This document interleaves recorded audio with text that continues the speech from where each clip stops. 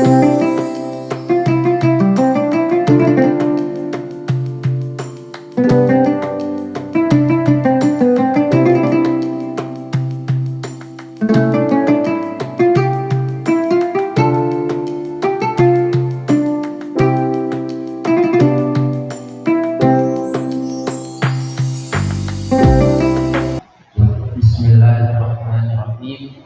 Assalamualaikum warahmatullahi wabarakatuh.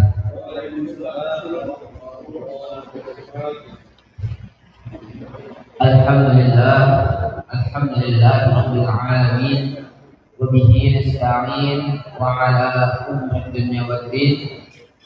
Assalatu wassalamu ala asyrafil anbiya'i wal mursalin wa ala alihi wa sahbihi ajma'in, amma ba'du. Pertama, marilah kita panjatkan puji syukur kita kehadirat Allah Subhanahu wa taala, karenanya lah kita masih diberi kesempatan untuk terus beribadah, untuk terus menjalankan ibadah-ibadah khususnya di bulan Ramadan. Tak lupa salawat serta salam semoga tetap tercurahkan kepada baginda Nabi besar kita Nabi Muhammad sallallahu alaihi wasallam, putusan Allah yang telah membawa Islam dari zaman jahiliyah hingga zaman terang benderang seperti saat ini. Baik, perkenalkan, nama saya Fadil Muhammad Ibadur Rahman selaku moderator pada kesempatan kuliah subuh ini. Pada kesempatan kuliah subuh ini, insya Allah untuk mengisi kuliah subuh, insya Allah akan disampaikan oleh Al Ustadz Nana Sudiana LC MSI yang nanti mengisi kait kuliah subuh. Setelah penyampaian nanti dibuka sesi diskusi untuk sesi tanya jawab. Maka dari para jamaah yang ingin bertanya nanti boleh disampaikan. Sebelum itu mari kita buka kuliah subuh ini dengan membaca basmalah bersama-sama. Bismillahirrahmanirrahim. Selanjutnya acara inti yaitu penyampaian kuliah subuh yang akan disampaikan oleh Al Ustadz dan Sediana Kasih. Kepadanya kami silakan. Fadhil Ustadz.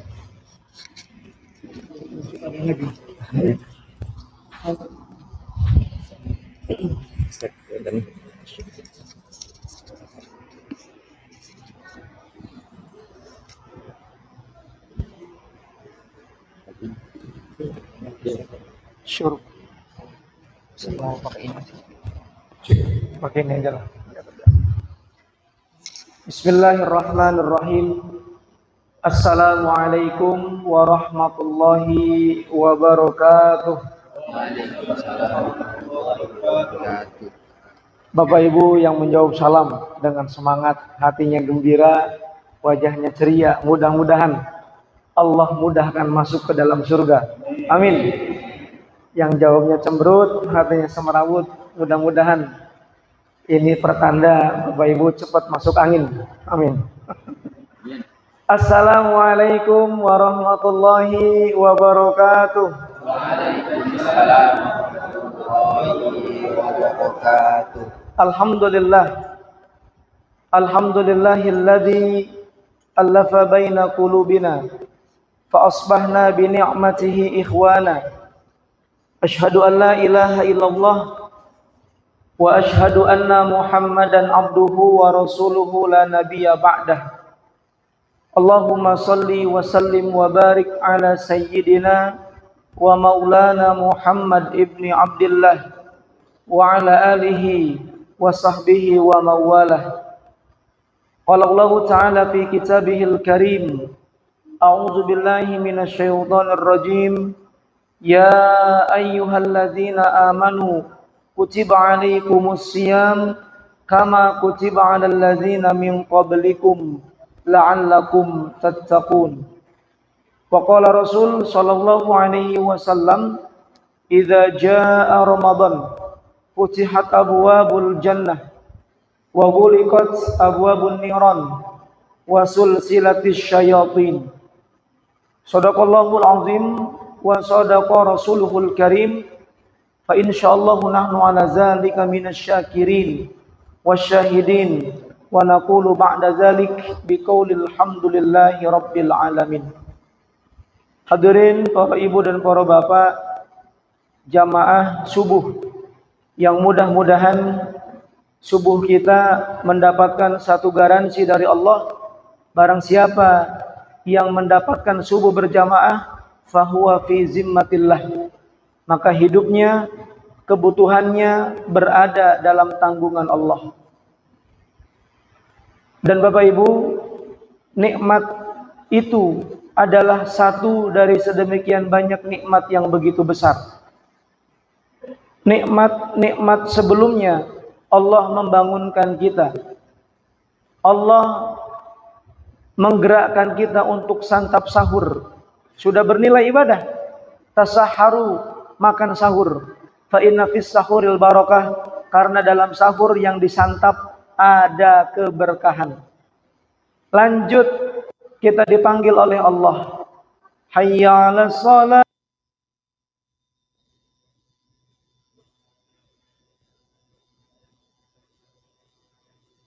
Disebut dengan sholat sunnah al-fajr atau qobliyatus subuh. Dan Bapak Ibu, luar biasa pahalanya ini menjadikan seseorang itu menjadi miliuner akhirat. Bagaimana tidak, Nabi menyampaikan, man qama raka'ataini qoblal fajr, barang siapa yang mampu melaksanakan 2 rakaat sebelum subuh, fakana lahu ajrun, maka baginya pahala khairum minad dunya wa ma fiha, lebih mahal, lebih baik daripada dunia dan seisinya. Hadirin Bapak Ibu, berapakah harga dunia dan seisinya itu? Tidak ada yang bisa menghitung, Pak. Asal Bapak Ibu tahu dan saya mengingatkan, di salah satu pantai di Tangerang itu ada laut di pagar, Pak. Katanya harga pagernya saja itu udah miliaran. Jadi Bapak Ibu, pagarnya saja sudah miliaran. Bagaimana dengan lautnya? Bagaimana dengan daratannya? Dan 2 rakaat jauh lebih mahal daripada itu semua. Subhanallah. Belum tertarik Bapak Ibu dengan pagar laut. Alhamdulillah kita juga diingatkan Bapak Ibu dengan salah satu oknum yang mengoplos bensin, katanya negara rugi sekian triliun per hari, dikali per tahun katanya sudah bertahun-tahun. Subhanallah. Bapak Ibu jamaah yang dimuliakan Allah, baru minyaknya yang ada di negara kita ruginya saja sekian ratus triliun. Bagaimana dengan yang tidak ruginya? Bagaimana dengan komoditas lainnya? Dan 2 rakaat sebelum fajar jauh lebih mahal, lebih berharga daripada angka-angka yang tadi saya sebutkan. Apa artinya Bapak Ibu? Mudah-mudahan 2 rakaat yang istiqomah kita lakukan membuat level indeks kekayaan kita di akhirat jauh lebih besar dan lebih besar. Dan tidak ada kekayaan yang lebih menarik selain kekayaan di akhirat nanti. Ya, tidak ada kekayaan yang lebih menarik di mata Allah selain kekayaan di akhirat nanti. Maka mudah-mudahan hadirin Bapak Ibu, hadis-hadis Nabi berkaitan dengan fadilah 2 rakaat sebelum fajar memotivasi kita, mengistiqomahkan kita bahwa ibadah itu harus berlanjut sepanjang masa hatta ya'tiyakal yakin, liburnya nanti ketika datang kematian.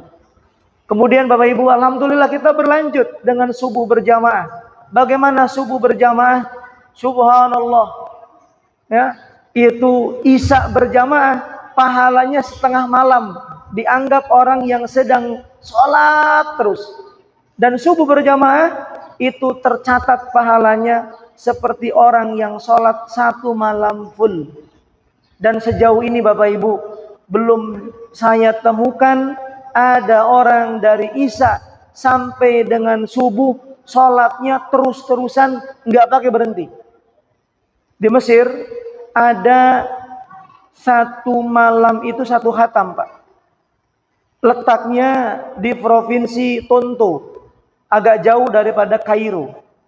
Bacaannya cepat, tapi hitung-hitungannya jam 2 malam selesai.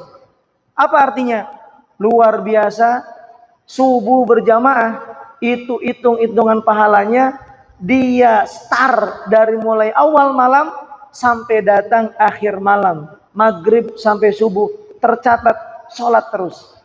Hadirin Bapak Ibu jamaah yang dimuliakan Allah, lagi-lagi kita menganggap bahwa itulah ternyata nikmat rizki yang sangat besar, dan itu mesti kita anggap sebagai rizki yang paling besar. Oleh karena itu Bapak Ibu jamaah yang dimuliakan Allah Subhanahu wa taala, mudah-mudahan syukur kita tidak pernah bergeser, syukur kita tidak pernah berubah di saat ada yang menganggap rizki besar itu uang, rumah yang bagus. Tapi ternyata Nabi menunjukkan bahwa rizki yang teramat besar itu adalah saat kita mendapatkan taufik dan hidayah dari Allah untuk bisa beramal soleh.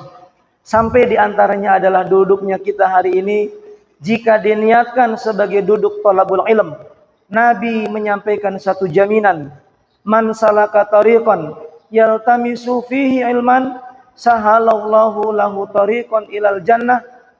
Siapa yang ada niatan keluar dari rumah dalam rangka thalabul ilm, ilmunya ilmu Allah, apa balasannya? Sahalallahu lahu tariqan, Allah akan mudahkan dia untuk masuk ke dalam surganya kelak. Amin ya rabbal alamin. Maka Bapak Ibu, biasa kalau ngaji subuh, penyakitnya ini kalau nggak ngantuk pusing Pak, karena kebanyakan sahur. Ini asal Bapak Ibu tahu, catatan kepolisian bahwa beberapa faktor penyebab kecelakaan di jalanan Pak, itu ngantuk.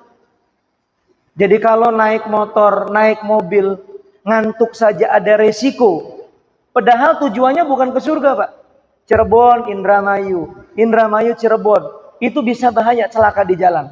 Maka pastikan Bapak Ibu, ketika perjalanan kita menuju surga, jangan ngantuk, takut surganya nyasar.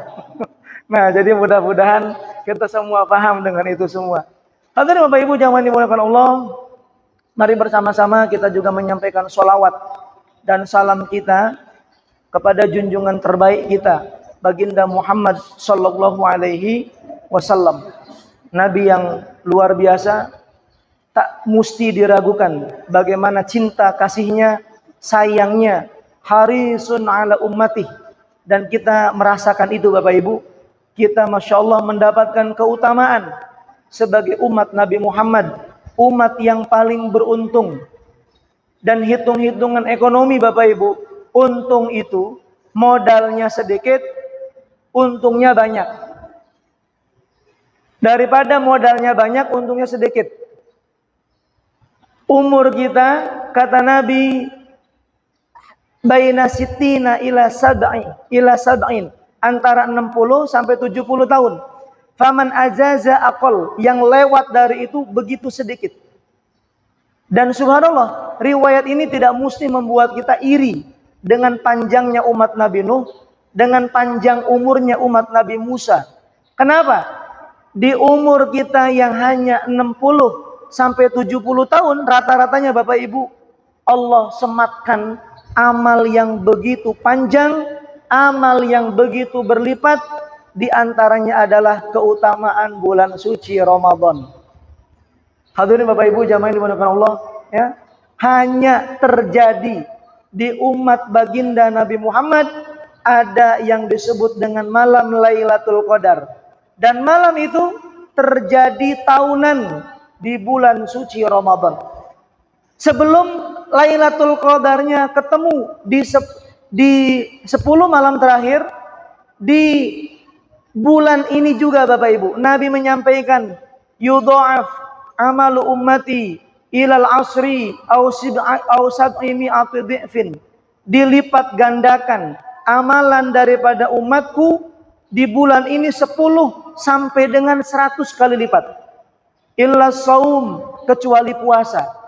Fa ana sa'ajzibih fa innahu li wa ana sa'ajzibih. Hadisun riwayat Muslim. Bapak Ibu jamaah yang dimuliakan Allah, ya. Terjadi di bulan ini hitung-hitungan pahala Pak Bu dilipat gandakan dari yang normalnya sedekah. 1 sedekah dibalas dengan 7 dikali 100, berhenti sampai di situ.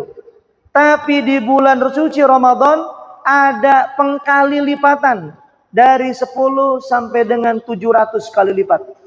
Kecuali puasa. Kata Allah, fa innahu li, itu puasa untukku, wa ana sa'ajzibi, dan aku yang paling berhak untuk memberikan reward, memberikan ganjaran pahala yang pas untuknya. Bapak Ibu, saya selalu terinspirasi dengan hadis ini Pak, bahwa ternyata pahala puasa itu lipatannya tak terhingga. Saya selalu memberikan motivasi kepada para tukang. Saya banyak bergaul dengan para tukang. Saya bandingkan, ya Allah enak banget saya. Cuman duduk di kantor, kena AC, masuk ke tempat lain, kena AC, nyaman puasa saya. Tapi saya membandingkan dengan mereka yang memegang pacul, memegang ember, membawa adukan di siang hari Bapak Ibu. Sama-sama saya puasa, dia puasa.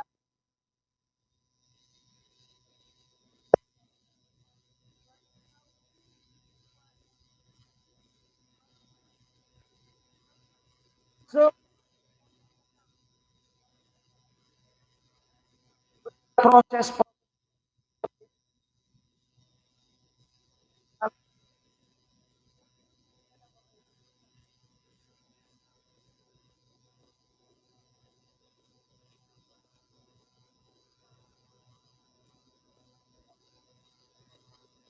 mereka-mereka, ya Allah, di siang hari panas-panasan tetap istiqomah puasa. Maka subhanallah, hadirin Bapak Ibu jamaah yang dimuliakan Allah, ya. Tentu ketika prosesnya berbeda, ujiannya berbeda, ya, tantangannya berbeda, maka saya sangat yakin akan ada perbedaan ganjaran juga. Baik, hadirin Bapak Ibu jamaah yang dimuliakan Allah Subhanahu wa taala, dan subhanallah di awal ayat kita diingatkan bahwa puasa yang kita jalani sebagai respon kita terpanggil, hei orang-orang yang beriman. Kita kemudian melaksanakan ibadah puasa. Hadirin Bapak Ibu jamaah yang dimuliakan Allah, apa kemudian balasan terbesar daripada puasa yang kita lakukan ini? Selain tujuannya membentuk orang yang bertakwa. Kata baginda Nabi, man shoma ramadhana imanan wahtisaban ghufira lahu ma taqaddama min dzambi. Barang siapa yang berpuasa karena faktor iman. Karena ada Pak, yang puasa itu pengen diet. Ada orang berpuasa juga karena tuntutan medis. Pak Haji, Bapak nanti operasinya jam 6. Jam 6 apa dok? Jam 6 maghrib. Pokoknya dari mulai jam 6 pagi jangan makan apa-apa, jangan minum apa-apa. Dia puasa Pak, nurut dengan perintah dokter. Nggak makan, nggak minum. Biar apa? Operasinya sukses. Tapi untuk di bulan suci Ramadan tidak ada kaitannya dan tidak ada kepentingan kita dengan tadi, ya, anjuran dokter. Tidak ada kepentingan kita dengan diet tubuh kita. Kita terpanggil, ya ayyuhalladzina amanu, hai orang-orang yang beriman, kutiba alaikumusiyam, difardukan atas kalian berpuasa. Dan kita terpanggil untuk berpuasa Bapak Ibu, itulah yang disebut dengan dorongan iman, ya. Jadi subhanallah, sehat atau tidak sehatnya kita tetap kita merasa butuh dengan ibadah puasa ini. Nah sekarang Bapak Ibu, kita kembali kepada hadis Nabi yang di awal tadi. Siapa yang puasanya karena dorongan iman, wahtisaban, dan ada harapan untuk mendapatkan pahala terbaik dari Allah, ghufira lahu ma taqaddama min zambi, akan diampuni dosa-dosanya yang telah lalu. Dan Bapak Ibu subhanallah, ternyata tidak ada pahala yang lebih besar sebelum kita meninggal dunia, sebelum kita diwafatkan, kecuali pengampunan dosa. Surga besar, tapi sebelum kita mendapatkan itu, meninggalkan dunia ini, pahala terbesar yang Allah berikan ternyata berbentuk pengampunan dosa kita. Dan mari bersama-sama, kok kenapa pengampunan itu adalah pahala terbesar Bapak Ibu? Kita ingat dengan ayah kita Nabiullah Adam alaihissalam, berada di surga. Istrinya Siti Hawa juga sama berada di surga. Apa yang menyebabkan keduanya tereliminasi dari surga? Ternyata karena satu pelanggaran, satu kesalahan. Dan kesalahan itu direkam dalam Quran.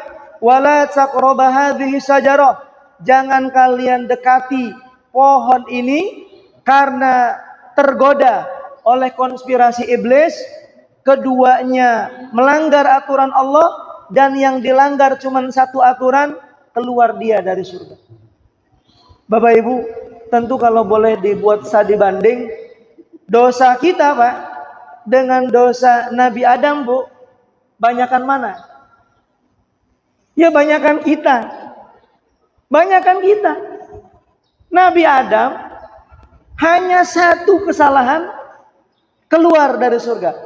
Ternyata Bapak Ibu, salah yang kita lakukan dalam sehari Pak Bu, itu berpuluh, beratus, beribu salah.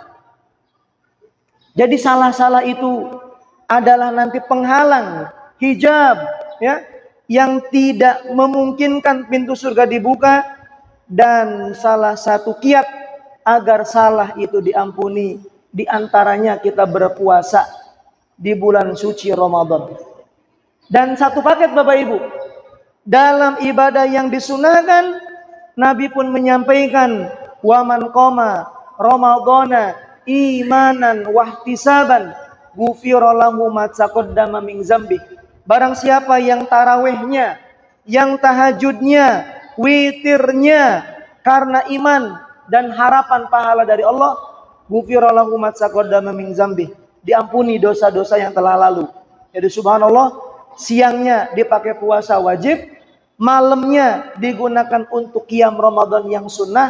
Keduanya punya pahala yang sama, pengampunan atas dosa-dosa dan dosa yang sudah kita lakukan. Nah sekarang Bapak Ibu mari bersama-sama, seperti apa puasa yang berhak mendapatkan ampunan dari Allah? Karena Bapak Ibu,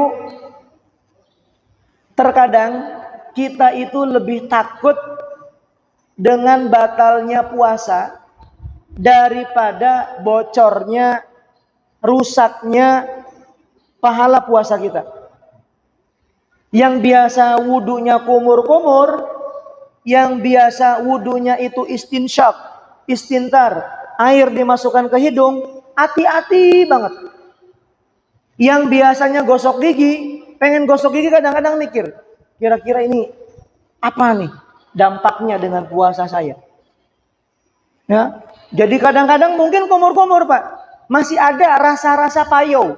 Karena Cirebon ini kan airnya air yang rada-rada asin. Itu sedikit-sedikit, mohon maaf, cuah, kayak takut batal. Padahal sudah dikeluarkan, merasa ada yang nempel Bapak Ibu. Itu kayak khawatir puasa kita batal, berkali-kali kita mencuah-cuahkan yang ada dalam mulut kita. Tapi ternyata Bapak Ibu, Nabi tidak begitu khawatir dengan orang yang puasa kemudian puasanya batal. Yang Nabi khawatirkan, rubba min shaimin, kam min shaimin laisa lahu illal ju' wal atas. Begitu banyak orang yang berpuasa, begitu buka puasa dia nggak dapat apa-apa kecuali lapar dan dahaga saja. Hadirin Bapak Ibu, cara yang paling enak memahami hadis ini Bapak Ibu, ada orang kerja, berangkat jam 7, jam 8 start kerja, jam 4 selesai kerja, jam 5 minta gajian. Kata majikannya, nggak ada. Betul, dia nggak di PHK dari tempat kerja Pak. Begitu minta bayaran, nggak dapat apa-apa. Kenapa? Karena ada kesalahan-kesalahan saat dia bekerja. Begitu dengan orang yang berpuasa. Dia sahur, dia niat. Karena dua ini rukun. Niat itu rukun. Dia punya niat. Dia santap sahur. Dia menjaga dirinya dari hal-hal yang membatalkan puasa. Dari subuh sampai maghrib. Puasanya dirawat dengan baik. Tapi ternyata ada pelanggaran-pelanggaran. Dan pelanggaran-pelanggaran itu Bapak Ibu, Nabi informasikan, malam yada' qaula zur wal amala bih falaysa lillahi haja fi ayyada' ta'amah wa syarabah. Barang siapa yang saat berpuasanya belum mampu meninggalkan perkataan zur, perkataan dosa, dusta, gibah. Sampelnya apa? Masih di rumah. Tad, wis ning di OTW. Masih di rumah OTW. Kata-kata OTW Pak Bu saat berpuasa, jika itu dilakukan, jika itu disebutkan, falaisa lillahi hajah. Allah nggak butuh puasa model begini. Bapak Ibu, punten yang biasa OTW masih di kamar mandi. Yang biasa OTW masih di dalam rumah. Ya. Yang gampang-gampang menyusun alasan di grup WA. Punten, jika itu terjadi saat kita berpuasa Pak, kata Nabi, falaisa lillahi hajah. Allah nggak butuh dengan puasa model seperti ini. Maka Bapak Ibu jamaah yang dimuliakan Allah, keterangan itu mengajak kita, mendidik kita, puasa yang kita lakukan mesti berhati-hati. Jangan sampai ada pelanggaran dari apa-apa yang Allah larangkan untuk kita.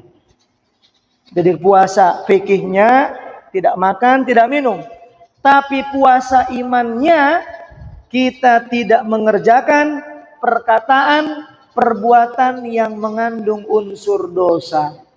Nah jadi subhanallah, hadirin Bapak Ibu, puasa mendidik kita untuk menjaga lisan kita, mengontrol pandangan kita, menjaga tangan, jari-jari kita, kaki kita, semua panca indera kita.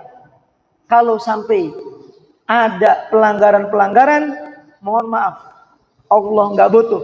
Nabi pun menyampaikan Allah tidak butuh, tidak perlu. Bahasa premannya apa? Setelah belum usah puasa maning. Kalau masih anggar begitu, dah. Hadirin Bapak Ibu jamaah yang dimuliakan Allah Subhanahu wa taala, itu yang pertama. Yang kedua Bapak Ibu, subhanallah, puasa mengajak kita untuk menjadi orang-orang yang mampu menahan emosi. Ini subhanallah. Kita boleh mengatakan, membocorkan saya sedang puasa di saat emosi kita terganggu Bapak Ibu. Jadi bukan riya. Idza saba ahadukum au qatala ahadukum. Jika dalam proses puasa yang kita lakukan ada yang ngejek kita, ada yang nyinggung kita, ada yang ngajak berantem kepada kita, falyakul inni mru'um shaim. Katakan kepada dirimu, saya sedang berpuasa. Bapak Ibu, ini pas banget nih. Bagi Bapak Ibu yang darahnya gampang naik, ya, belum kesenggol, baru hampir kesenggol sudah melotot. Padahal belum, Pak. Puasa itu mengajak kita untuk menjadi orang-orang yang sadarkan, elingkan kepada diri kita, saya sedang berpuasa. Jangan sampai ada emosi, jangan sampai ada marah yang kebablasan. Karena apa? Karena jika itu dilanggar Bapak Ibu, maka hancur juga puasa kita. Rusak pahalanya. Nah, jadi sampai di sini hadirin Bapak Ibu jamaah yang dimuliakan Allah. Subhanallah. Dari mulai sesuatu yang terletak dalam hati, ya, emosi kan adanya di hati. Mungkin raut wajah itu cuma bawaan saja. Kan ada orang yang memang senyumnya aja kayak orang marah, Pak. Itu kalau orang sudah paham biasa. Assalamualaikum Ji. Waalaikumsalam. Begitu. Padahal memang bukan bawaan, memang sudah karakternya begitu. Ya. Jadi hatinya itu lagi puasa dikontrol. Nah, jadi Bapak Ibu jamaah yang dimuliakan Allah Subhanahu wa taala, hatinya, anggota panca inderanya semuanya memang diajak puasa. Agar apa? Agar puasa kita berhadiah ghufira lahu ma taqaddama min dzambi, terampuninya dosa dan dosa kita yang sudah lalu, ya. Dan mudah-mudahan hadirin Bapak Ibu, jika fikih puasanya itu sudah dilaksanakan, baru kita masuk ke berikutnya. Apa manfaat puasa untuk kita? Nabi menyampaikan Bapak Ibu, as-saumu junnah. Puasa itu adalah perisai. Dan perisai itu berlaku di dunia, juga berlaku di akhirat nanti, Pak. Bisa dicek Bapak Ibu, yang Masya Allah biasanya itu syahwatnya, godaannya, keinginannya, ambisinya selalu tinggi, selalu naik. Di saat perut kita lapar, di saat badan kita melemas Bapak Ibu, itu kayak nggak kiyang. Bapak Ibu, ibu-ibu yang puasanya itu sahih, ya, pengen buka Shopee, pengen buka Tokopedia, pengen nyari baju-baju itu kayaknya nggak kiyang, Pak. Aduh ya Allah, kayak beli kiyang. Kenapa? Satu, syahwat kita itu kayak tek. Ya Allah, lemas. Ya Allah, enggak. Dan itu perisai. Dan Nabi menyampaikan Bapak Ibu, satu wejangan perisai. Dalam riwayat yang lain, ketika ada nasihat nikah kepada para pemuda, ya ma'syarus sabab, wahai para pemuda, man istata'a minkumul ba'ah, yang mampu untuk menikah, falyatazawwaj, maka menikahlah. Fa illam yastati, kalau nikah itu belum mampu, fa alaihi bisyam, maka wajib untuknya berpuasa. Fa innahu wija, karena puasa itu melindungi. Betul Bapak Ibu, ya. Kalau memang betul dia sedang berpuasa, Pak, subhanallah, syahwatnya itu dikecilkan. Dan itulah perisai di dunia, ya, perisai di dunia kita. Bagaimana dengan di akhirat nanti? Nabi juga menyampaikan, ya, as-saumu junnah, as-saumu husnun minan nar. Puasa yang dikerjakan itu adalah tameng, pelindung daripada jilatan api neraka. Nah, jadi subhanallah, Bapak Ibu jamaah yang dimuliakan Allah, ya. Ini yang jelas kita belum masuk ke akhirat. Kita masih di dunia. Rasakan bagi yang berpuasa sebelum dan saat dia berpuasa itu berbeda. Nafsunya lebih mudah untuk dikendali. Syahwatnya lebih gampang untuk ditekan ketimbang dia tidak berpuasa. Nah, itu jadi Bapak Ibu, fadilah, manfaat orang yang berpuasa. Tadi disampaikan oleh moderator bahwa ada tanya jawab. Saya melihat waktu syuruk, Bapak Ibu, agar kita mendapatkan pahala haji dan umroh, itu nanti ditutup setelah syuruk, sholat sunnah 2 rakaat.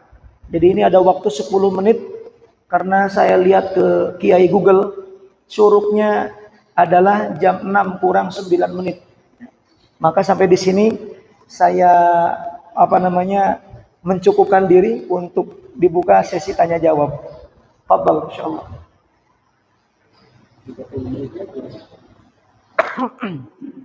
Oh, tidak ada. Alhamdulillahirabbil alamin. Ada Pak? Masya Allah. Pak Syukur. Alhamdulillah. Barakallah. Kalau Pak Syukur ini udah ada di hati nih Pak. Masya Allah. Alhamdulillah. Assalamualaikum warahmatullahi wabarakatuh. Waalaikumsalam warahmatullahi wabarakatuh. Di dalam bulan puasa diwajibkan atas orang-orang Islam yang beriman dan beraktif baik. Akan tetapi kalau misalkan orang tua di usia yang senja, berarti kan istilahnya kalau seperti saya nggak kuat, kita nanti diganti dengan misalkan sehari dari berapa. Ya. Yang kedua, kita melatih kesabaran. Kadang kita secara pribadi saya kadang-kadang emosi karena lapar, kadang-kadang lihat di luar, maka orang lagi makan, jadi perasaan kesabaran itu kadang-kadang tergoda. Gimana cara mengatasi supaya kesabaran itu benar-benar sabar? Jangan sabar, istilahnya ada batasnya. Ya. Itu kan hidup saja. Waalaikumsalam warahmatullahi wabarakatuh. Nggak apa-apa, yang ini aja Pak, saya jawab. Cek. Baik, bismillahirrahmanirrahim. Alhamdulillah Bapak Ibu, yang tidak mampu berpuasa di Al-Baqarah 184 disebutkan wa 'alal ladzina yutiqunahu, dan atas mereka yang tidak mampu lagi, dan ada tafsir untuk wa 'alal ladzina yutiqunahu, yang tak mampu itu siapa? Mereka-mereka syekhun kabir, yang sudah tua renta, mereka-mereka yang sakit, yang tak mungkin atau tak kunjung sembuh, tahunan sedikit-sedikit harus diinfus, minum obat dan lain sebagainya. Wa 'alal ladzina yutiqunahu. Jadi bagaimana cara dia ketika meninggalkan puasa? Fidyah. Dan fidyah yang dimaksud Bapak Ibu adalah it'amu masakin, memberikan satu jamuan kepada fakir miskin. Jadi diberikannya langsung kepada fakir miskin. Seperti apa SOP-nya itu, teknisnya Bapak Ibu? Ada beberapa pendapat, tapi kalau kemudian sekarang kita berada di situasi yang normal, rumah makan banyak, catering banyak, fidyah sebaiknya diberikan dalam bentuk makanan siap makan per hari per satu orang miskin. Di booking boleh. Ini bagaimana kalau saya ngasih kepada Ibnu Sabil? Ada pendapat yang membolehkan demikian. Ya, saya termasuk waktu di Mesir, Bapak Ibu, itu di booking mahasiswa dari menunya apa, jumlahnya berapa, itu dikirim. Ada paket takjil, orang ngasih bukaan biasa, ada paket fidyah. Memang Pak, fidyah dari orang-orang yang mobilnya BMW itu Masya Allah, ngasih mandi. Betul. Ya, boleh nanya sama Ustaz Ahmad Musyafa itu. Jadi kalau kita nunjuk pengen sama kambing, dikasih kambing. Nah, jadi Bapak Ibu jamaah yang dimuliakan Allah Subhanahu wa taala, kita masuk ke dalam teknis membayar fidyah. Jika mudah bagi kita untuk membayar fidyah itu per hari, minimal 1 hari diberikan kepada satu orang miskin, silahkan. Jadi jangan dirapel, jangan berpikir diuangkan, tapi ambil yang pokoknya dulu. Sama seperti zakat, pokoknya kan pakai quote, makanan pokok. Jadi sebelum berpikir uang Pak, berpikir yang ideal dulu, begitu ya. Nah, ini mudah-mudahan hadirin Bapak Ibu jamaah Allah supaya nanti di akhir Ramadan tidak ada orang yang bawa beras, kemudian juga uang set, ditanya, ini banyak banget zakatnya, bukan, ini fidyah. Nah, jadi seperti itu ya Bapak Ibu jamaah Allah. Jadi saya sangat yakin untuk ukuran pendistribusian fidyah dengan cara yang normal, yang ideal sangat mudah untuk kita lakukan. Yang berikutnya, mengenai bagaimana cara mengelola sabar di saat perut lapar ngelihat kemungkaran di luar. Hadirin Bapak Ibu, ini juga perlu ada satu belief, keimanan. Jangan marah dengan orang yang tidak berpuasa di luar. Kenapa? Karena memang panggilan puasa itu untuk ya ayyuhalladzina amanu, hai orang-orang yang beriman.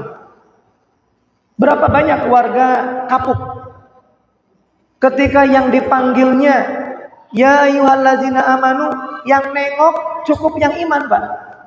Yang tidak beriman walaupun KTP-nya Islam, ya memang tidak dipanggil oleh Allah. Bapak Ibu misalkan di sini ada dari Sumatera sampai dengan Papua, saya panggil, hai orang-orang Jawa. Yang nengok yang mana, Pak? Yang Jawa. Kalau ada orang Sulawesi tidak nengok, jangan baper. Kenapa? Karena yang dipanggil yang Jawa saja. Begitu. Jadi itu kita yakini, kita imani untuk apa? Untuk mengendalikan emosi kita. Jadi tidak diperkenankan juga marah kepada orang-orang yang tidak berpuasa walaupun KTP-nya Islam. Jadi kalau mau baik bagaimana? Doakan.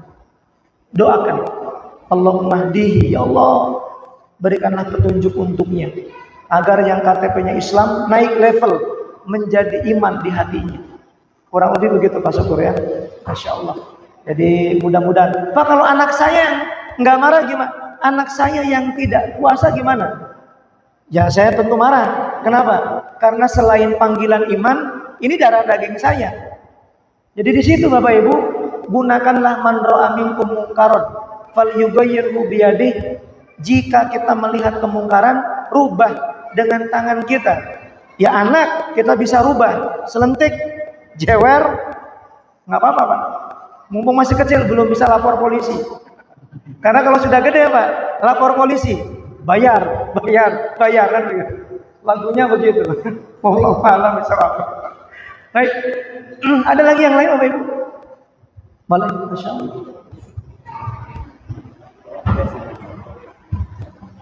Ini kayaknya lebih enakan begini. Assalamualaikum warahmatullahi wabarakatuh. Waalaikumsalam warahmatullahi wabarakatuh. Ya, karena pahala ibadah di bulan suci Ramadan di antaranya adalah membaca Al-Quran. Mohon maaf saya bertanya agak melebar tentang cara tahu hasil Al-Quran. Kalau kita mendengarkan baca Al-Quran, baik itu di dalam negeri atau di luar negeri, kita akan merasa keindahan ketika kita mendengarkan dengan bacaan yang banyak bagus dan tajwidnya itu. Pertanyaan saya, apakah diatur di dalam tajwid Al-Quran ketika seseorang itu membaca Al-Quran tapi masih ada logat bahasa daerahnya? Misalnya kita orang Jawa, tajwid bagus, tapi membacanya kok masih ada logat atau pilihan itu adalah Jawa-nya. Nah itu pertanyaan saya, apakah diatur di dalam Al-Quran, tajwid Al-Quran? Mohon maaf. Terima kasih. Assalamualaikum warahmatullahi wabarakatuh. Waalaikumsalam warahmatullahi wabarakatuh. Baik Bapak Ibu, ilmu tajwid dalam bahasa Arabnya Pak, hassana yuhassinu, membaguskan bacaan Al-Quran kita. Dan standar bagusnya itu tidak mengikuti daerahnya masing-masing. Kalau memang itu dibaca izhar, yang bacanya orang India tetap izhar, yang bacanya orang Cina tetap izhar. Jadi standar itu standar internasional, ya, standar pokok lah, tidak bisa dinegosiasi. Nah, kemudian dalam persoalan tajwid muncul kesalahan. Ada yang disebut dengan kesalahan yang bisa ditolerir dan juga kesalahan yang tidak bisa ditolerir.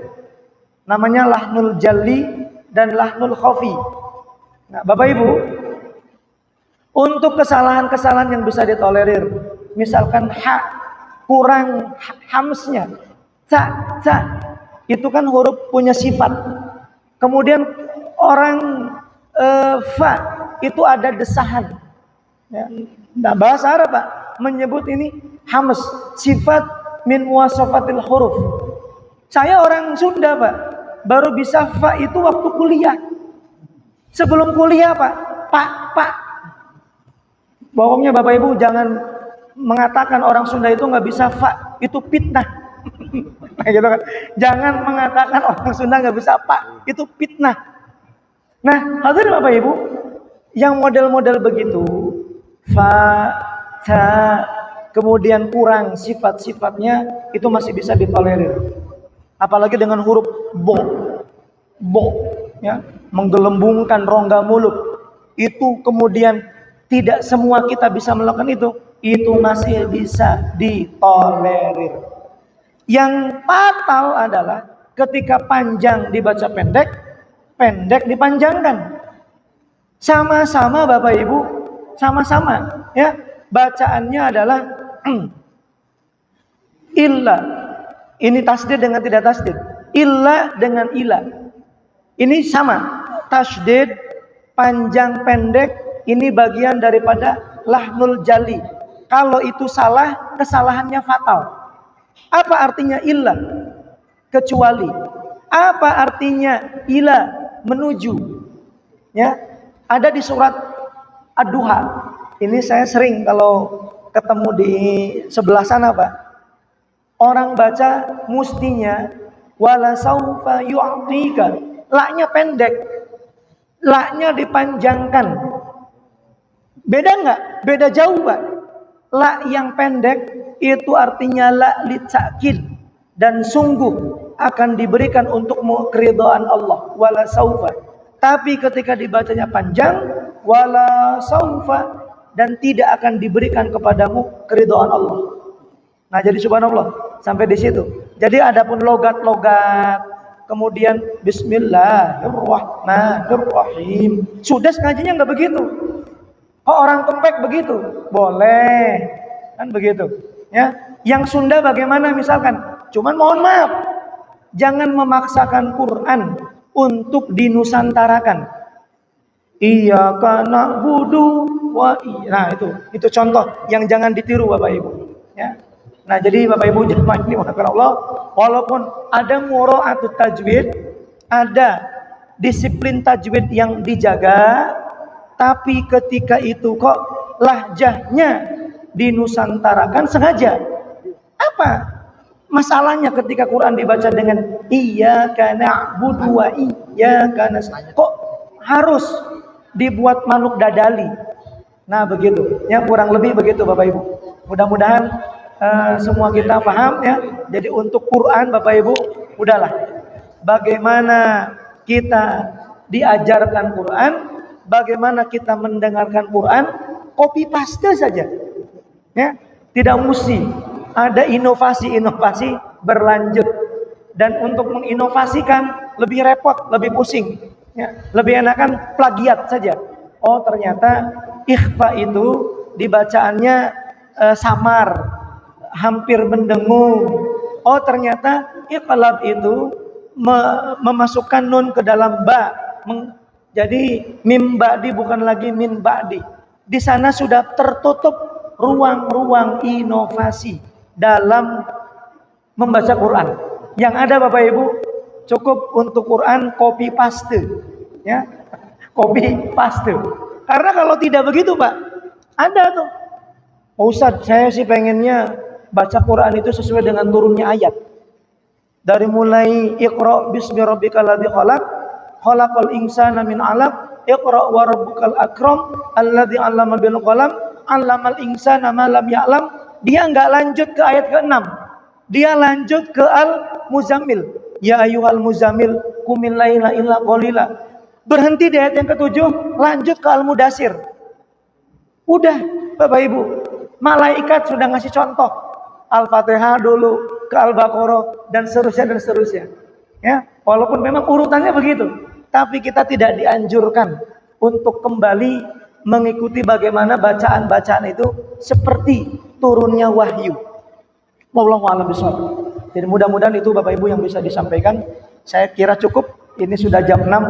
Bapak Ibu, mudah-mudahan kita yang hari ini sabar. Oh, ada lagi. Masya Allah.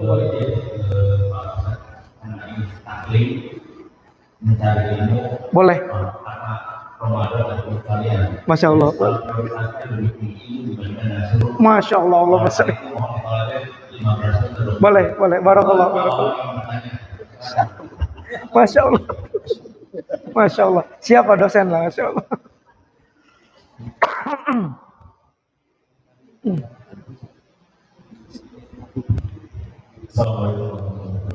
Waalaikumsalam warahmatullahi wabarakatuh. Amin, Masya Allah, ya Rob. Tapi di Indonesia ya Pak Ustaz, bertanya. Kadang saya ini di grup aku itu mendiskusikan apa yang ternyata pada sebenarnya ada video juga.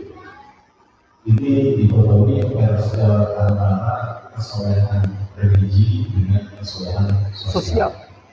Ya, mohon pesanan Islam dan itu idealnya dua-duanya itu berimbang.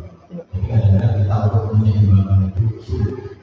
Sehingga kadang-kadang kita itu juga jangan sampai kita itu hanya mencoba pada ritual masjid, sholat, zakat dan sebagainya, tapi itu tidak sampai ke hal-hal yang diikuti dengan kesolehan sosial. Terima kasih, Masya Allah. Baik, hadirin Bapak Ibu jamaah yang dimuliakan Allah Subhanahu wa taala. Islam betul Pak adalah agama yang syamil. Syamil itu hubungan dia dengan Allah diatur. Ya, kurang jelas.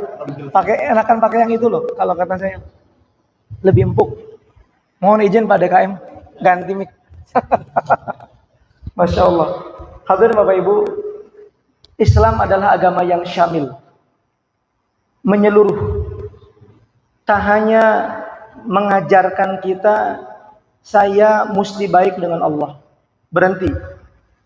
Tapi ternyata kita juga mesti baik dengan sesama.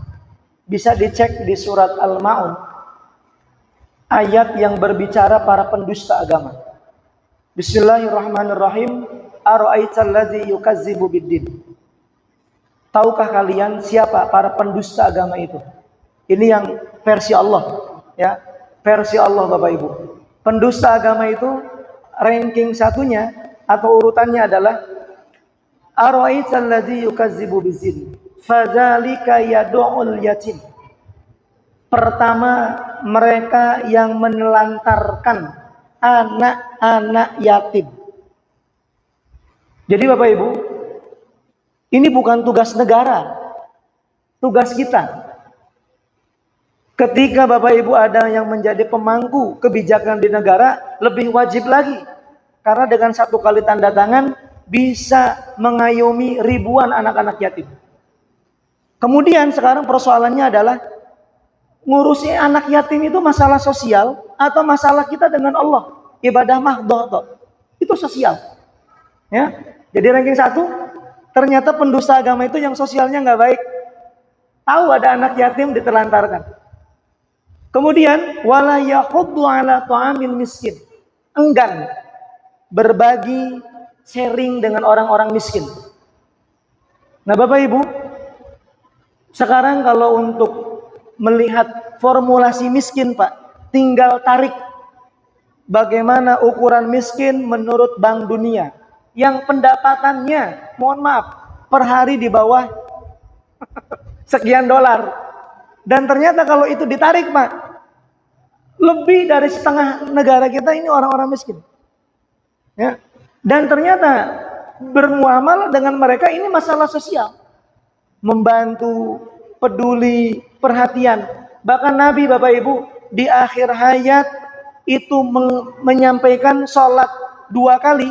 Ummati, ummati, ummati. Umatku, umatku, umatku. As-sholah, jangan tinggalkan sholat. As-sholah, dijaga sholat. Wa ma malakat aimanukum. Yang terakhir Pak, yang ketiga, tolong orang-orang lemah di antara kalian dirawat. Nah Bapak Ibu, kalau hari ini di antara kita belum ada pemangku kebijakan di negara, kita wajib untuk peduli terhadap mereka. Tentu kepedulian mengikuti ukuran kita masing-masing. Ya bisanya cuman sekantong beras. Ya sudah, begitu. Minimal ada wujud kepedulian itu. Setelah itu Bapak Ibu baru ya, wala yahuddu ala ta'amil miskin fawailul lil musallin. Celakalah bagi orang-orang yang sholat. Jangan berhenti di situ. Karena bagi yang tidak sholat senang. Ang sholat gak celaka, mendingan dia boleh sholat. Hati-hati, sholat model gimana? Alladzinahum ang sholatihim sahun. Alladzinahum yura'un. Nah, berarti yang kedua sholat, tapi dia lalai dari sholat dan saat sholatnya. Kemudian alladzinahum yura'un, yang riya dalam ibadahnya. Kemudian wayamnaunal maun, Bapak Ibu, wayamnaunal maun, dia menahan-nahan, enggan untuk berbagi dari kewajibannya yang mesti dikeluarkan. Entah itu zakat, entah itu sedekah. Jadi subhanallah Bapak Ibu, dari 5 tadi kaitannya dengan kesolihan sosial itu 3. Anak yatim, orang miskin, dan berbagi, mengeluarkan kewajiban yang mesti kita keluarkan. Dan hubungan kita dengan Allah, kesolihan religi kita, sholat, dan tolong dijaga niat kita untuk tetap ikhlas. Jangan ada riya dalam hidup kita. Nah begitu kurang lebih. Nah sekarang Bapak Ibu jamaah yang dimuliakan Allah, ya. Sampai di sini begitu luar biasanya Islam. Maka kalau ada orang yang berdebat, udahlah yang penting sholat nya benar, kemudian enggak, kita yang paling penting sosialnya aja. Ini mohon maaf Pak, sekuler ya. Jadi kalau yang merasa baik sosialnya tapi dia tidak baik dengan Allah, tetap pendusta agama. Yang merasa baik hubungannya dengan Allah tapi dia tidak respon dengan sosialnya, dia juga masuk ke dalam kategori pendusta agama. Berarti kalau begitu pengen selamat gimana? Dengan Allahnya mesti baik, dengan sosialnya pun harus baik. Nggak ada pilihan lain Pak. Nggak ada mendang-mending. Pak Ustadz kira-kira mendingan mana? Orang itu, ya enggak Pak, nggak ada mendang-mending. Abu Bakar As-Siddiq, manusia terbaik setelah Nabi Muhammad, itu mengatakan demikian ketika dia memerangi orang-orang yang enggan berzakat. La salata liman la yuzaki wa la zakata liman lam yusalli. Tidak dianggap orang yang sholat. Mungkin dia sholat. Ketika dia kaya, enggan berzakat. Jadi sama-sama kafir Pak. Betul. Ya, silakan yang mau protes tanya sama Abu Bakar As-Siddiq. Ini bukan kata saya. Ya, begitu. Jadi kedua-duanya harus tidak dianggap sholat. Kalau kemudian ada orang yang mampu, dia nggak mau berzakat, nggak mau berbagi. Nah, jadi sampai di sini Bapak Ibu luar biasa, ya, mendikotomikan ini bid'ah. Jadi subhanallah. Jadi saya berani mengatakan, yang berani mendikotomikan mana ibadah sosial dan mana ibadah kita dengan Allah, ini perbuatan bid'ah dolalah. Dan setiap bid'ah dolalah itu pelanggaran yang hukumannya adalah minan nar. Begitu. Subhanallah. Wallahu a'lam bishawab. Barangkali itu yang bisa disampaikan Bapak Ibu, mudah-mudahan ya semua kita Pak, semua kita sekali lagi ya beragama harus benar-benar menjalankan SOP yang sudah Allah terapkan. Tak hanya baik hubungan kita dengan Allah, tapi hubungan kita dengan sesama kita juga mesti baik. Dan itu wasiat baginda Nabi Muhammad sallallahu alaihi wasallam. Wallahu a'lam bishawab. Saya kira cukup atau ada lagi? Boleh? Kata Pak dosen, Masya Allah. Bebas Pak. Oh ada terakhir. Soalnya terakhir. Pak dosen tadi memberikan toleransi sampai 15 menit, 5 menit lagi. Masya Allah. Assalamualaikum warahmatullahi wabarakatuh. Waalaikumsalam warahmatullahi Ustaz, Assalamualaikum dan rekan-rekan kalian yang juga saya hormati. Tidak banyak yang saya sampaikan, tapi ini kehidupan sehari-hari, Pak. Terus sekarang ini kan bulan puasa, Pak. Cuma katanya setan itu kan di bulan Pak. Nah, tapi dalam kenyataannya kan ada yang katakan puasa, kita kalau berpuasa masih suka marah, itu apakah karena godaan setan atau karena nafsu gitu ya pertama. Terus yang kedua, di akhir kita bulan Ramadan, tapi di bulan Syawal bahwa dosa-dosa kita itu kan diambil dalam Allah Subhanahu wa Ta'ala. Pertanyaannya dosa-dosa seperti apa yang ini, Pak? Apakah dosa-dosa kecil atau dosa besar? Semua dosa itu dilebur kalau kita menjalankan puasa itu dengan sebaik-baiknya. Itu saya Pak. Terima kasih. Assalamualaikum warahmatullahi wabarakatuh. Waalaikumsalam. Nanti minta ke Pak DKM. Pak cukup, nanti kalau masih berlanjut pulang perginya kasihan. Baik Bapak Ibu jamaah yang dimuliakan Allah Subhanahu wa taala. Hadis yang mengatakan idza jaa Ramadan di antaranya sulsilatus syayatin. Jika Ramadan datang, setan-setan dibelenggu. Mestinya ketika setan dibelenggu, nol tindakan kriminalitas. Tapi kok kenapa setan dibelenggu, yang nyuri masih aja ada, yang bermaksiat masih juga tetap ada. Jadi kalau begitu, ini gimana nih memahaminya? Ihya Ulumuddin, Imam Al-Ghazali menyampaikan yang dimaksud dengan sulsilatis syayatin, setan yang dibelenggu adalah hak, itu benar. Tapi setan yang dimaksud setan dari golongan jin. Karena ada juga Pak di surat An-Nas, minal jinnati wan nas. Ada dua macam setan. Setan yang pertama dari golongan jin, ini bapak moyangnya yang disebut dengan iblis. Dan juga ada setan dari ndase ireng. Kalau dia masih muda, ndase putih. Kalau dia sudah tua, begitu tergantung Pak. Atau mungkin pirang, karena dia memang setannya udah masih muda tapi bukan orang Indo kan begitu, orang-orang Barat. Nah jadi Bapak Ibu, setan-setan dari golongan manusia itu masih berkeliaran.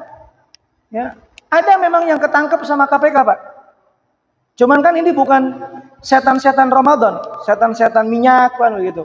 Ya, yang ketangkep itu setan-setan yang ngebunuh dulu. Jadi pendapat Imam Al-Ghazali, ketika terjadi angka kemaksiatan di bulan suci Ramadan, maka jangan salahkan setan dari golongan jin, karena eksistensi setan dari golongan jin sedang dinonaktifkan, sedang dibelenggu. Jadi salahnya siapa? Setan manusia itu sendiri. Ya, itu. Kemudian yang kedua, ada orang-orang yang baik kemudian buruk juga. Jadi gimana kita memahami itu? Hadirin Bapak Ibu, setan menggoda manusia kuotanya 11 bulan. Dari mulai Syawal ketemu Sya'ban. Bisa dibayangkan Pak, dia sudah terbiasa dididik, di-retreat sama setan. Kan begitu. Iya kan? Dipandu begitu, di kader. Kemudian setannya dinonaktifkan. Mungkin hari pertama dia, ya Allah Ramadan datang, mau ke masjid, mau puasa, mau sahur, mau pakai peci. Tapi ternyata efek gangguan setan yang 11 bulan masih ada. Jadi kembali lagi dia bermaksiat. Nah itu yang disebut dengan wajar. Nah jadi sampai di situ Bapak Ibu ya, jangan pernah menyalahkan setan yang sesungguhnya dari golongan jin jika terjadi kemaksiatan di bulan suci Ramadan. Begitu. Kemudian yang berikutnya setelah pertanyaan mengenai setan apa Pak? Syawal puasa. Syawal. Yang puasa dihapus itu. Ya, mengenai puasa yang dihapus itu. Hadirin Bapak Ibu, alhamdulillah bahwa pengampunan dosa itu Allah tidak pandang bulu. Semua jenis dosa diampuni oleh Allah. Yang kecil, yang besar. Tinggal Bapak Ibu, formulasi taubatan nasuhanya itu mesti dijaga. Karena yang tahu serius atau tidak dalam astagfirullah, asyhadu alla ilaha illallah, astagfirullah, antara Allah dengan kita saja. Kan ada mungkin, ya Allah, mungkin ada yang membuat schedule. Udahlah, Ramadan berhenti dulu dari dosa. Kapan mulai buka lembaran dosa berikutnya? Nanti aja bulan Syawal. Ada Pak yang membuat schedule begitu itu. Ya. Jadi ini memanfaatkan Ramadan pengampunan dosa. Nanti gampang. Ya. Yang lain-lainnya kita buka lagi di bulan-bulan berikutnya. Hadirin Bapak Ibu, taubatan nasuha tidak seperti itu. Harus ada yang disebut dengan menurut Imam Nawawi an-nadam. An-nadam itu menyesal. Ya Allah, menyesal banget kemarin saya sudah dosa A, sudah dosa B. Yang kedua, harus ada al-qata', memutuskan hubungan kita dengan dosa itu. Ada orang pacaran, astagfirullah ya Allah, astagfirullah, ada panana, astagfirullah. Tapi dia masih pacaran, masih nyambung, kan begitu biasa anak-anak ya. Kemudian, nah yang ketiga Bapak, kalau astagfirullah, dosanya masih dipegang Pak.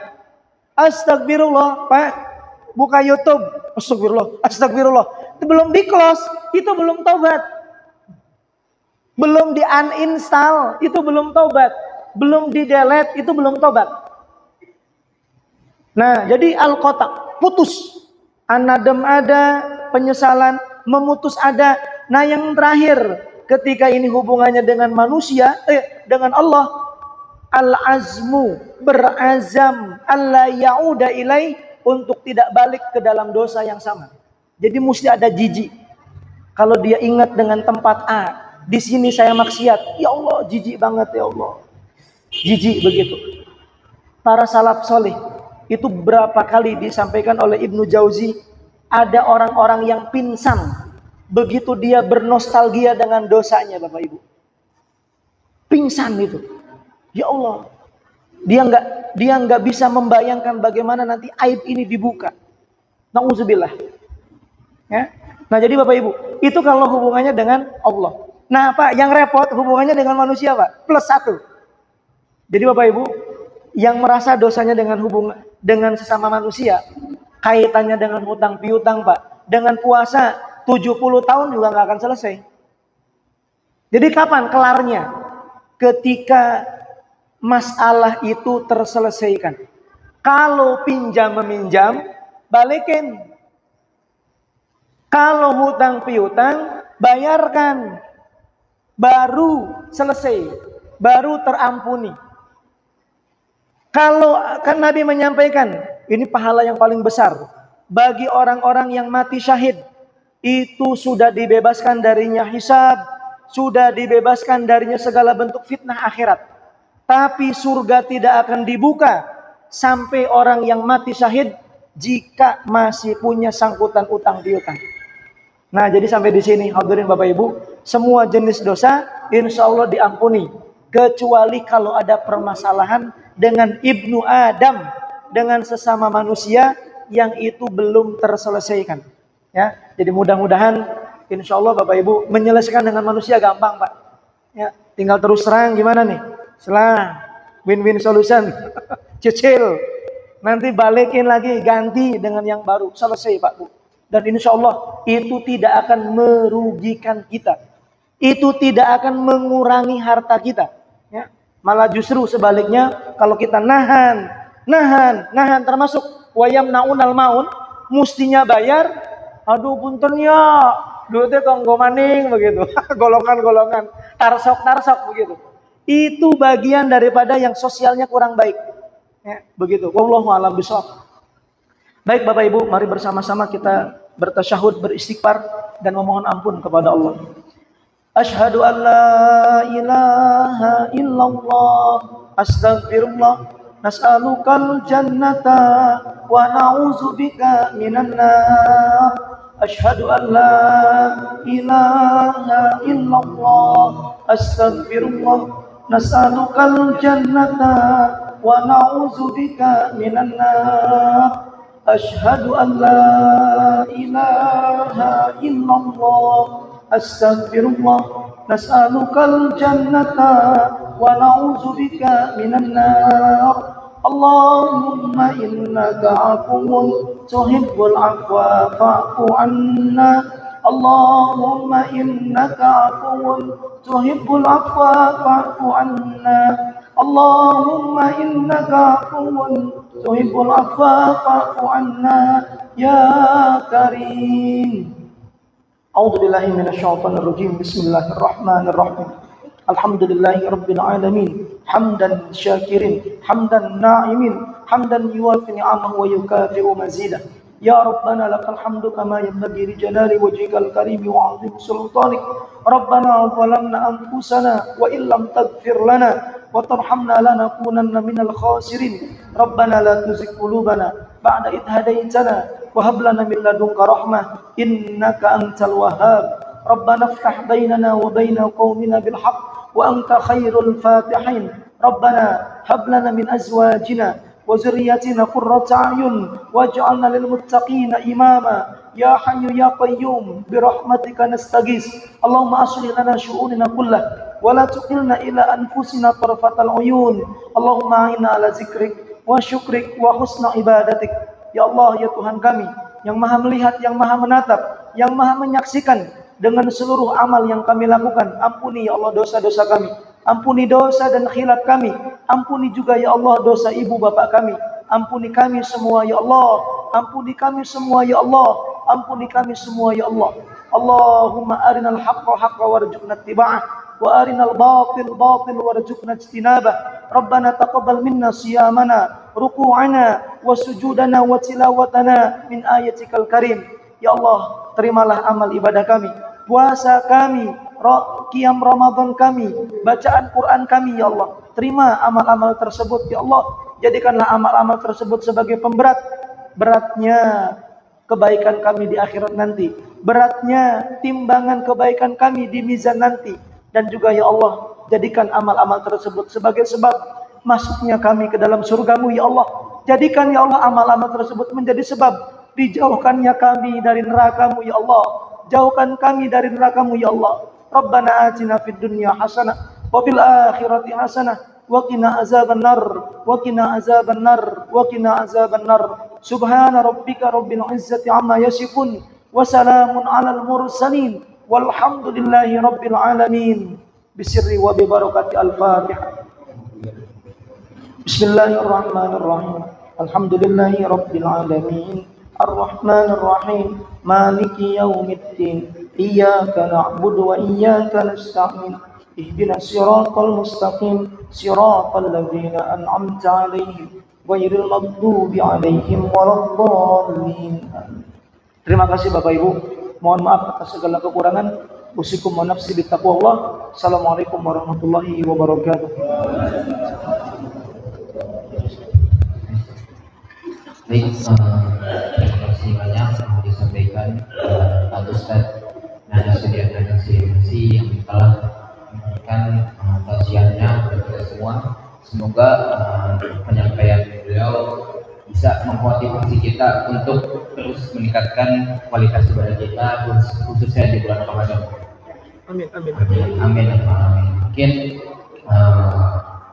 melihat waktu juga sudah waktu surup lebih. Mungkin itu saja yang dapat saya sampaikan. Sekali terima kasih kepada jemaah yang telah hadir mengikuti tugas subuh. Mari kita tutup dengan membaca hamdalah dan doa kafaratul majelis. Alhamdulillahirobbilalamin. Subhanallah wa bihamdika asyhadu an la ilaha illa anta astaghfiruka wa atubu ilaik. Mungkin saya tutup. Kurang lebih mohon maaf. Wassalamualaikum warahmatullahi wabarakatuh. Waalaikumsalam warahmatullahi wabarakatuh.